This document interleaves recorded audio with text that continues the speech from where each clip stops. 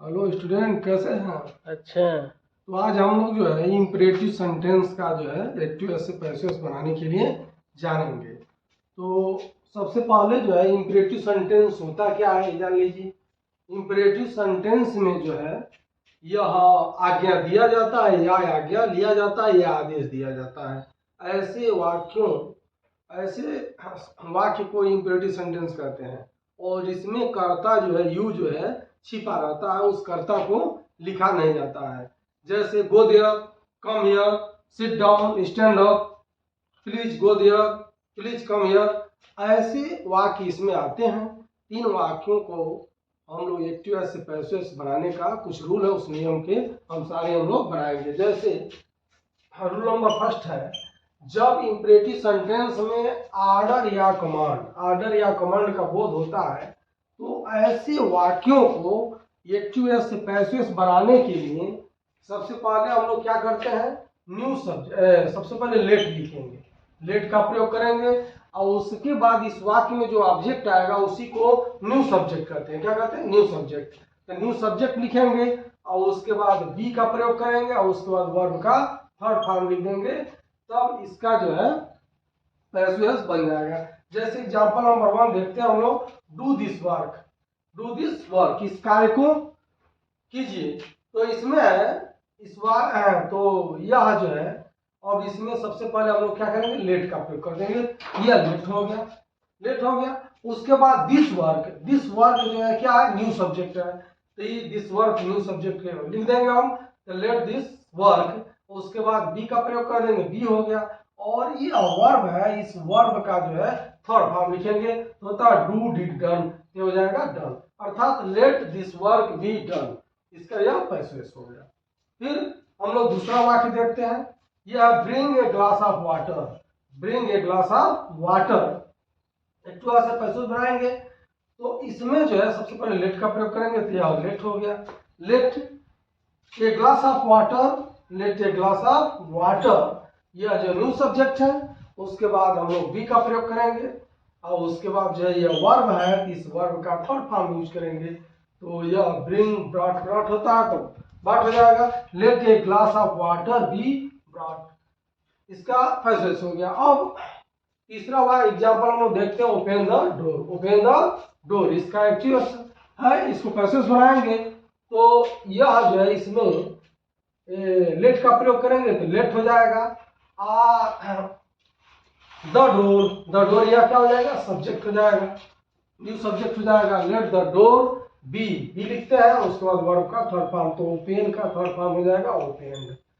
Late the door be opened. तो ऐसे वाक्यों को हम लोग जो है लेट का प्रयोग करके जो है इसका एक्टिव से पैसिव बनाते हैं।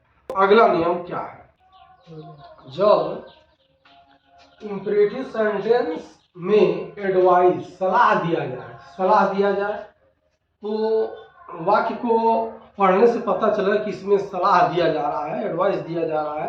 तो ऐसे वाक्यों को एक्टिव से पैसिव बनाने के लिए सबसे पहले हम लोग क्या करते हैं, न्यू सब्जेक्ट को लिखते हैं और उसके बाद जो है शुड का प्रयोग करते हैं, उसके बाद बी और उसके बाद वर्ब का थर्ड फॉर्म का प्रयोग करते हैं। जैसे love your country, love your country, अपने देश से प्रेम करिए। तो इसमें सलाह दिया जा रहा है कि प्रेम करिए। तो इसमें जब सलाह दिया जा रहा है तो इसमें हम लोग क्या करेंगे, न्यू सब्जेक्ट प्लस शुड और प्लस बी या प्लस वर्ब का थर्ड फॉर्म लिखेंगे। ये हो जाएगा योर कंट्री, या जो है न्यू सब्जेक्ट हो जाएगा योर कंट्री, योर कंट्री हो गया। और उसके बाद शुड बी हो गया और उसके बाद लव का जो है थर्ड फॉर्म लिखेंगे तो लव हो जाएगा। अर्थात your country should be loved, इसका पैसिव हो जाएगा। हेल्प द पुअर, गरीबों की सहायता कीजिए। तो गरीबों की सहायता कीजिए, एक्टिव एसेट, इसका पैसिव बनाएंगे तो द पुअर हो जाएगा, द पुअर। उसके बाद लिखेंगे should be, the poor should B, verb का जो है या क्या करेंगे थर्ड फॉर्म लिख देंगे तो हेल्प हो जाएगा। तो the poor should be help, passive हो गया। तीसरा एग्जांपल देखते हैं, don't insult the weak, don't insult the weak, कमजोरों की जो है कमजोरों का जो है उनका निंदा नहीं करना चाहिए, उनका मजाक नहीं बनाना चाहिए। तो ये हो जाएगा the week, the week new subject हो जाएगा द वीक। और इसके बाद शुड भी लिखेंगे, शुड बी, तो यहाँ डोंट आया है तो शुड और बी के बीच में नॉट का प्रयोग करते हैं, तो हो जाएगा the week should not be insulted, the week should not be insulted, इसका जो है पैसिव हो गया। और अगले क्रम में हम लोग देखते हैं इसका पैसिव अगले सेंटेंसों में। जैसे मान लीजिए वाक्य में प्लीज आ जाए, काइंडली आ जाए, तब तो उस वाक्य को हम लोग कैसे बदलेंगे। इस इंपरेटिव सेंटेंस में सबसे पहले वाक्य को पढ़ करके समझना जरूरी है कि वाक्य क्या कह रहा है। जब तक वाक्य का अर्थ नहीं जानेंगे कि यह क्या कह रहा है, तब तक जो है उसका एक्टिव से पैसिव बनाना कठिन कार्य होगा। टेंसों में तो लगभग आसान रहा कि आपने टेंस पहचान लिया, टेंस किस टेंस का है तो उसके रूल के अनुसार आपने पैसिव बना लिया। लेकिन इंपरेटिव सेंटेंस में लगभग सभी वाक्यों का अर्थ आप लोगों को जानना जरूरी है, तभी उस वाक्य का एक्टिव से पैसिव बन पाएगा। आइए देखते हैं अगला। यदि इंपरेटिव सेंटेंस में, जब इंपरेटिव सेंटेंस में वाक्य में प्लीज या काइंडली हो, वाक्य में प्लीज या काइंडली हो, तो इसका जो है रूल होता है, जब इसका रूल बनाएंगे पैसिव तो होता है you are requested to, you are requested to, और प्लीज या काइंडली जो भी होता है उसको हटा देते हैं और प्लस जो भी वाक्य रहता है उसको जो कहते हैं हम लोग आगे लिख देते हैं।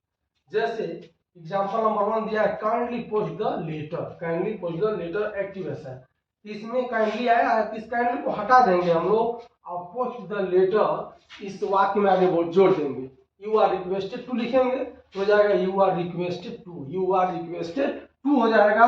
और जो है आगे इसने इस वाक्य को लिख देंगे पोस्ट द लेटर। इस प्रकार काइंडली पोस्ट द लेटर का एक्टिव है, इसका पैसिव हो गया you are requested to post the letter, इसका जो है पैसिव हो गया। इसी प्रकार एग्जांपल नंबर 2 है take your seat please, take your seat please, तो इस प्लीज को क्या करेंगे हम लोग हटा देंगे और लिखेंगे यू आर रिक्वेस्टेड टू, क्योंकि इसका नियम है यू आर रिक्वेस्टेड टू लिखेंगे और उसके बाद जो वाक्य में रहता है इसको लिख देंगे, ये जो है take your seat, take your seat, यह हो गया पैसिव वॉइस, अर्थात you are requested to take your seat, इसका पैसिव हो गया टेक योर सीट प्लीज, इसका जो है पैसिव हो गया। इस वाक्यों में सबसे जरूरी होता है इस वाक्य का अर्थ जानिए कि यह क्या कह रहा है, आज्ञा दे रहा है कि आज्ञा ले रहा है कि आदेश दे रहा है, तो अभी इन वाक्यों का आप जो है एक्टिव से पैसिव बना पाएंगे। तो अब हम लोग देखेंगे कि इंपरेटिव सेंटेंस जब ट्रांजिटिव वर्ब से शुरू हो, ट्रांजिटिव वर्ब से शुरू हो, तब ऐसे वाक्यों को बनाने के लिए हम लोग यू आर ऑर्डर्ड टू या यू आर एडवाइज टू का प्रयोग करते हैं। और वाक्य को सबसे जरूरी है इसका अर्थ समझेंगे तभी इसका प्रयोग होगा कि इसका प्रयोग होगा तभी जान पाएंगे। जैसे स्टैंड अप, स्टैंड अप कहा जा रहा है मतलब क्या है, किसी को ऑर्डर दिया जा रहा है, तो ये हो जाएगा यू आर ऑर्डर्ड टू, तो इसमें हम लिखेंगे हम लोग सबसे पहले you are ordered to stand up, इसी वाक्य को इसमें लिख देते हैं। तो स्टैंड अप ऑफ एक्टिव से इसका पैसिव हो जाएगा you are ordered to stand up, passive हो जाएगा। गो देयर, इसमें भी आदेश ही दिया जा रहा है, गो देयर वहां जाओ, तो यह एक्टिव से इसका पैसिव लिखेंगे तो यू आर ऑर्डर्ड टू हो जाएगा you are ordered to go there, इसका पैसिव हो जाएगा। अब अगला वाक्य एग्जांपल नंबर 3 देखते हैं वर्क हार्ड, वर्क हार्ड कठिन परिश्रम करो, तो इसका मतलब इसमें सलाह दिया जा रहा है कि कठिन परिश्रम करो, तो कठिन परिश्रम करो तो इसमें सलाह दिया जा रहा है, तो क्या हो जाएगा you are advised to, you are advised to, इसको सबसे पहले वाक्य में लिखेंगे यू आर एडवाइज्ड टू, और इसके बाद इसी सेंटेंस को आगे इसमें लिख देंगे वर्क हार्ड, इसका ये हो जाएगा पैसिव, वर्क हार्ड का पैसिव हो जाएगा you are advised to work hard. अब हम लोग देखेंगे कि कोई वाक्य है और उसमें जो है 2 ऑब्जेक्ट दिए हो, ठीक, तो 2 ऑब्जेक्ट दिए हो तो इसका जो है एक्टिव से पैसिव कैसे हम लोग बनाएंगे। तो इसमें 2 ऑब्जेक्ट दिए रहते हैं, पहला एक डायरेक्ट ऑब्जेक्ट और दूसरा जो है एक इनडायरेक्ट ऑब्जेक्ट, तो यह दोनों पर हम लोग चर्चा करेंगे और उस वाक्य को कैसे बनाया जाएगा देखेंगे। तो अब हम लोग देखेंगे कि इम्पेरेटिव सेंटेंस में जब यह टू ऑब्जेक्ट आ जाए तो कैसे इसको बनाएंगे। जैसे देखिए I give him a book, I give him a, I give him a book, या एक्टिव से इसका पैसिव बनाना हम लोगों को। और सबसे पहले देखते हैं एक टेंस कौन सा है। यहाँ पर वर्ब का जो है यह सेकेंड फॉर्म है, और यह सेकेंड फॉर्म है तो इसका मतलब यह जो है पास्ट इंडिफिनिट टेंस है। क्या है? पास्ट इंडिफिनिट टेंस है। तो पास्ट इंडिफिनिट टेंस है तो इसका जो है पैसिव हम लोग बनाएंगे। अब इसमें ऑब्जेक्ट जो है यह, इसको डायरेक्ट ऑब्जेक्ट कॉल है, डायरेक्ट ऑब्जेक्ट हो गया, और यह जो है इनडायरेक्ट ऑब्जेक्ट हो गया। तो अब इसको हम लोग क्या करेंगे, सबसे पहले सब्जेक्ट के रूप में लाएंगे, न्यू सब्जेक्ट बन जाएगा। तो हिम का ही हो गया, वाज हो जाएगा, वर्ब का थर्ड फॉर्म गिवन हो जाएगा, यानी ही was given a book, by जो है आई का मी हो जाएगा, बाई मी। तो he was given a book by me, ऐसा लिखा जा सकता है। यह जो सुपीरियर है सही है।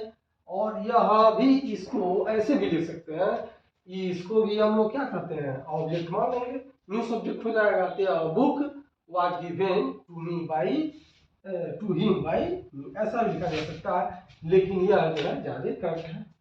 उसके बाद हम लोग देखते हैं ही टोल्ड मी ये स्टोरी, ही टोल्ड मी है स्टोरी, दूसरा एग्जांपल है ही टोल्ड मी है स्टोरी। तो ये अभी जो है पास्ट का ही, पास्ट इंडेफिनिट का ही है। तो इसमें जो है ये डायरेक्ट ऑब्जेक्ट है, तो आई का मी होता है तो इसका आई हो जाएगा, आई वाज टोल्ड, वर्ब का थर्ड फॉर्म, ये स्टोरी बाई ही का क्या हो जाएगा, हिम हो जाएगा। इसको ऐसे बना सकते हैं या ऐसे भी बना सकते हैं, ये स्टोरी हो जाएगा, ये story was told, was told, ये हो जाएगा मी, आई का क्या हो जाएगा, मी हो जाएगा, बाई हिम हो जाएगा, बाई। तो इस तरह से भी इसका हम लोग बना सकते हैं, लेकिन ज्यादा सुपीरियर जो है इस वाक्य का पैसिव यह और इस वाक्य का पैसिव यह, ऐसे हम लोग बना सकते हैं। जय हिंद।